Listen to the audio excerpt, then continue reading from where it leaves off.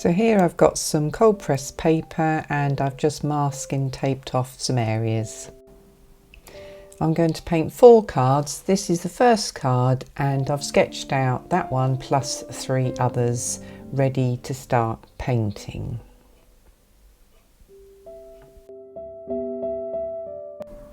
For these exercises you're going to need some table salt of some kind and some palettes that you can mix a nice generous amount of paint in, and an assortment of brushes depending on what you have, just different sizes, different shapes, but use what you're comfortable with.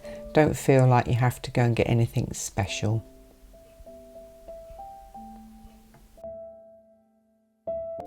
For all these paintings I'm going to be generous with water and I'm soaking the paper just around the drawing I've made there of a robin, and the idea is when I put the paint on it will give you nice soft wet in wet effects. So get your most accurate brush that you can if you've got a fiddly subject. If it's a nice simple subject you can get away with a bigger brush like I'm doing here. So get the right brush just to get water onto your paper, but avoid the middle subject area, whatever that subject is. You do not have to use the same subjects I've used here. So just dampen down your paper for each picture that you're doing, and that will help give you some good effects. So here I'm using Daniel Smith's Moon Glow, which is a fabulous colour, but please use any blues or darks that you've got. You can even use black, but if you use the black just mix some colour into it as well, some violet, maybe a bit of pink or some blue. Try and get your colour relatively dark but not too dark. Pop it onto your painting and let it flow. You may end up, as you'll see with mine, where sometimes the paper buckles up and you get little valleys full of paint, which you can see happening at the top of the picture there already. Don't worry about these, we'll work those out as we go along. One way you can try and keep the paint from ending up in a puddle in one place is push it towards one end of the paper and just take it out with a paper towel. You can also do this with a thirsty brush, squeezing out the water, and the brush will then take off the excess paint.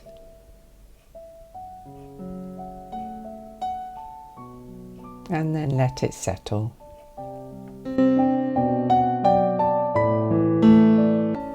Now grab your sea salt, your table salt, whatever you've got, and just sprinkle it onto the paint in the background. This is very satisfying. I absolutely love this technique. So here I'm just rubbing the salt off, which has dried overnight. You can see the other projects that we're going to do on different videos in the background. So look at those lovely blooms that from the salt, but sometimes you get marks that you don't particularly like. So it's a bit of an experiment when you play with salt. My advice is just enjoy it, see what it does. Colours, again, whatever you've got really, but you can see the background was a bluey blacky colour, and now I'm introducing some warm earth colours, and there's a yellow and a blue there. But what do we need on a robin? We need red, and that's cadmium red. Just like we did before, I'm using a brush to add plain water to the bird shape, and I've got a large brush there. I may not make it all the way around with that brush, we will see, but I'm just popping clean water on here and staying within the shape of the bird, not going over the background that I painted earlier. So just complete your shape, fill it in with water. This is exactly what you did for the background. And the first colour I'm going to add is raw sienna, which is a lovely soft earth yellow. Really useful background colour for many things, but it's yellow and you can see how well that works with the violet that's in the background. So think of your colour wheel when you're picking colours to create your paintings. You don't have to copy exactly what's there. If you're not sure about colour, have a look at my colour mixing video on my channel. And it's really useful to get your head around colour if you can. Just add in a little bit of raw umber now, which is slightly richer in colour than the raw sienna. Now for the fun bit, pop on your cadmium red. Now cadmium red is quite opaque and it can kill your colours a little bit, so just be a bit aware of when you mix it. You don't need very much, but this is when the magic starts to happen.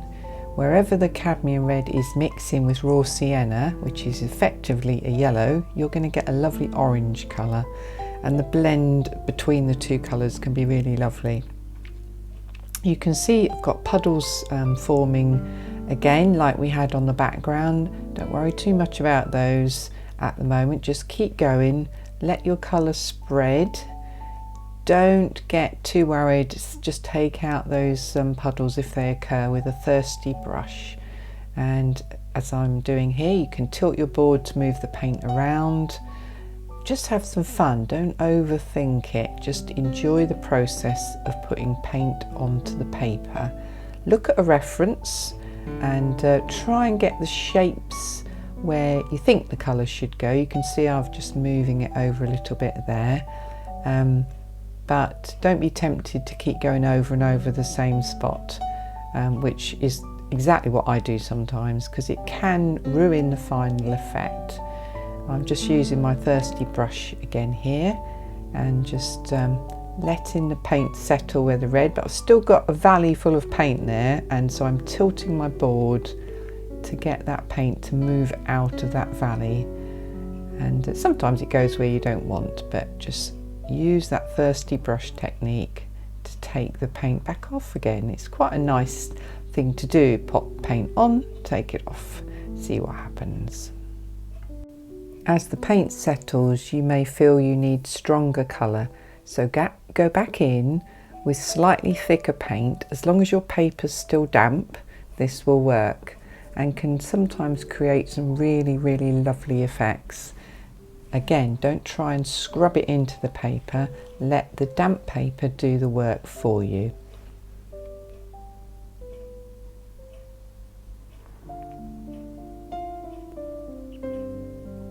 Again, it doesn't always go where you want. A thirsty brush is a great tool to help move the paint away from an area you don't want it to be.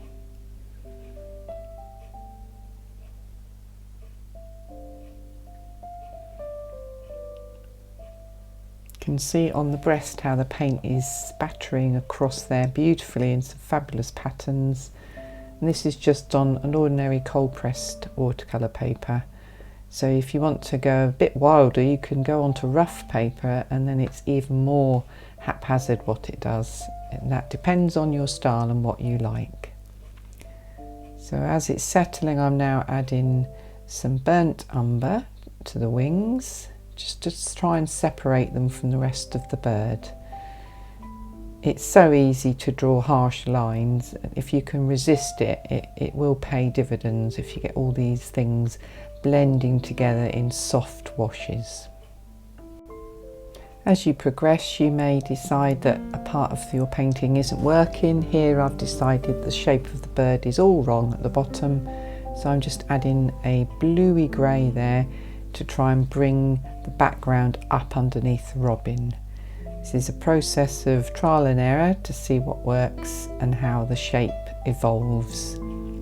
Again, I'm still lifting off, the bird is still completely damp and I'm still working into it. So after letting the bird dry completely, you can see the soft transitions. I'm now grabbing some sponges, and well, you can use any old sponge really, and I decided to use the dish sponge because most of us have got something similar at home. And I'm going to just include some greenery in this. The spots of salt that I'm not particularly keen on there on the left hand side, I'm going to sponge over. The trick with sponging is to keep moving your sponge in different directions, angle it each time you put it down so it doesn't look the same as you go along. If you're not sure, just practice, and also use your practice sheet to shield your robin so you don't end up stamping all over him if you don't want to.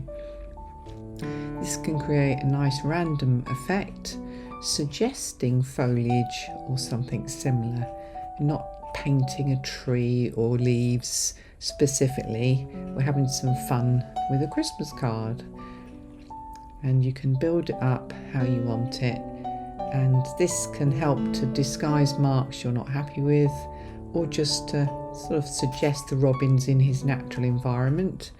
And also he's got a red breast, and green is the opposite of red.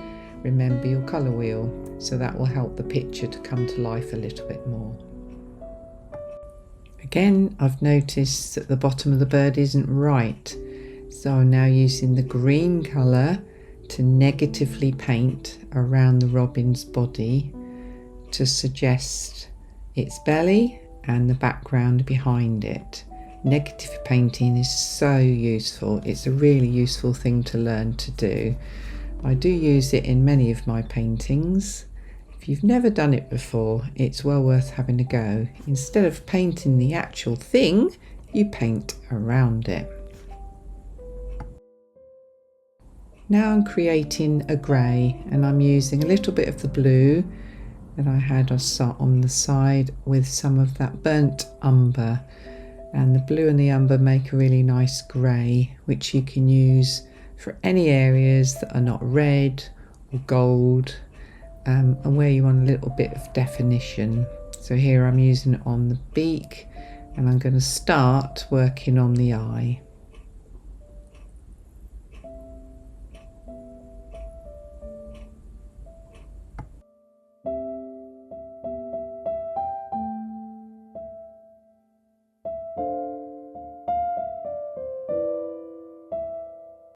Going to use some of the same colour with a little bit more of the burnt umber added to just define under the wings area again.